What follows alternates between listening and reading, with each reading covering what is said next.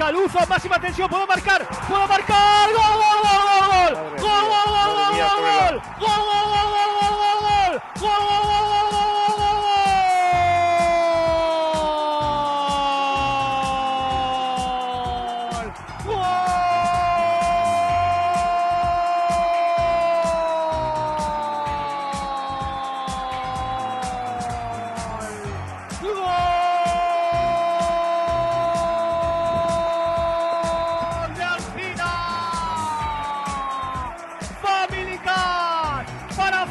Yo creo que el ascenso, a falta tan solo de 2 décimas para llegar al final del partido, colocaría el 2-0 en la serie.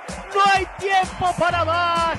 Va a subir el Alcira, el conjunto de Braulio Correal. La contra espectacular del conjunto de Braulio Correal. El error de Burela lo aprovechó muy bien el Alcira.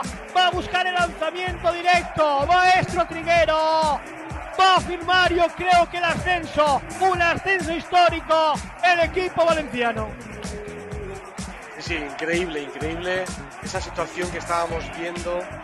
No veíamos la finalización, pero qué tranquilidad ha tenido para finalizar esta jugada. Y ahí lo tiene. Y final del partido, con ese gol en el último segundo del partido para Alcira. Qué bonito es el fútbol sala. Las tuvo, y de todos los colores Burela, las tuvo. Ahí apareció Porti, pero en el último segundo creo que marcó Rubi, creo que fue el autor del gol. Tú me lo confirmarás. El ascenso para Alcira, después de una serie, la primera los penaltis, la segunda en la prórroga, se la lleva el conjunto de Braulio Correal, que va a jugar por primera vez en su historia en la primera división del fútbol sala.